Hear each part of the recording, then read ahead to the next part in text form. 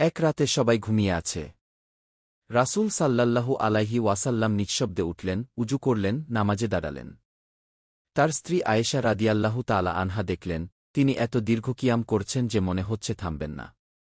নামাজে তিনি কুরআনের আয়াত পড়তে পড়তে কাঁদছিলেন।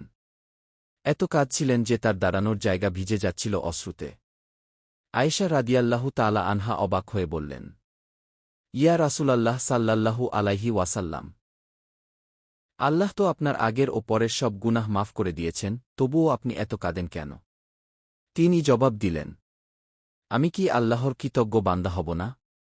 এ ঘটনা থেকে আমরা শিক্ষা পেলাম, আল্লাহর নিয়ামতের জন্য কৃতজ্ঞতা ইবাদতের সবচেয়ে বড় রহস্য। কষ্টে তিনি এক বাগানে ভিডিওটি শেয়ার করে অন্যকে জানার সুযোগ ফেরেশতা এসে বললেন, আপনি আলী রাদিয়াল্লাহু তাআলা রাতে এমন এক কাজ করতেন যা কেউ দেখত না। মসজিদের পাশে এক কোণে আলী রাদিয়াল্লাহু তাআলা গোপনে বসতেন। তিনি কোরআনের তাফসির পড়তেন, দিন চর্চা করতেন এবং আল্লাহর সাথে সম্পর্ক গড়ে তুলতেন। শিশুরা ভাবত তিনি বিশ্রামে, অন্যরা ভাবত তিনি আরাম করছেন।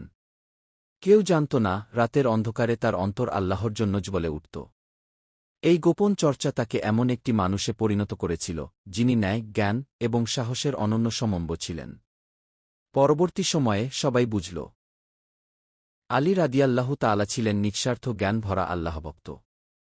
আমরা কি আল্লাহ তাআলার জন্য এরকম কখনো করি? হজরত রাসূলুল্লাহ সাল্লাল্লাহু আলাইহি ওয়াসাল্লাম ইসলাম প্রচারের জন্য তায়েফ নগরীতে গেলেন। তিনি মানুষকে আল্লাহর পথে ডাকলেন, কিন্তু তারা তার কথা শোনেনি।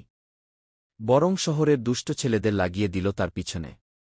তারা রাসূলুল্লাহ সাল্লাল্লাহু আলাইহি ওয়াসাল্লাম কে পাথর মারতে শুরু করল। পাথরের আঘাতে তার পবিত্র শরীর রক্তাক্ত হয়ে গেল, এমনকি তার জুতা রক্তে ভরে গেল। কষ্টে তিনি এক বাগানে আশ্রয় নিলেন। এমন সময় জিব্রাইল ফেরেশতা এসে বললেন, আপনি চাইলে এই দুই পাহাড়ে চাপা দিয়ে এদের ধ্বংস করে দেওয়া হবে। কিন্তু রাসূলুল্লাহ সাল্লাল্লাহু আলাইহি ওয়াসাল্লাম বললেন, না, আমি আশা করি এদের সন্তানদের মধ্য থেকে এমন লোক আসবে যারা আল্লাহর ইবাদত করবে। এ ঘটনায় শিক্ষণীয় বিষয় হল, এত কষ্ট পেয়েও তিনি প্রতিশোধ নেননি, বরং হজরত উমর ইবনে খাত্তাব রাদিয়াল্লাহু তাআলা আনহু প্রথম দিকে ইসলামের কঠোর বিরোধী ছিলেন। তিনি ইসলামকে থামিয়ে দিতে চেয়েছিলেন। একদিন তিনি খুব রাগান্বিত হয়ে বের হলেন। উদ্দেশ্য ছিল মুহাম্মদ সাল্লাল্লাহু আলাইহি ওয়াসাল্লামকে হত্যা করার জন্য। পথে একজন তাকে বলল, আগে নিজের ঘরের খবর নাও, তোমার বোন তো ইসলাম গ্রহণ করেছে। এই কথা শুনে তিনি সরাসরি বোনের বাড়িতে গেলেন। সেখানে গিয়ে শুনলেন কুরআন তিলাওয়াত হচ্ছে। রাগের মাথায় তিনি বোনকে আঘাত করেন।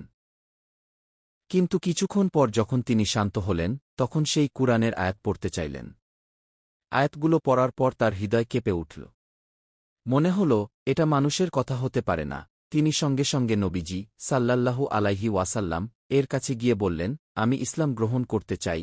এইভাবে একজন কঠোর শত্রু হয়ে গেলেন ইসলামের অন্যতম বড় শক্তি। এই ঘটনায় শিক্ষণীয় বিষয় হল,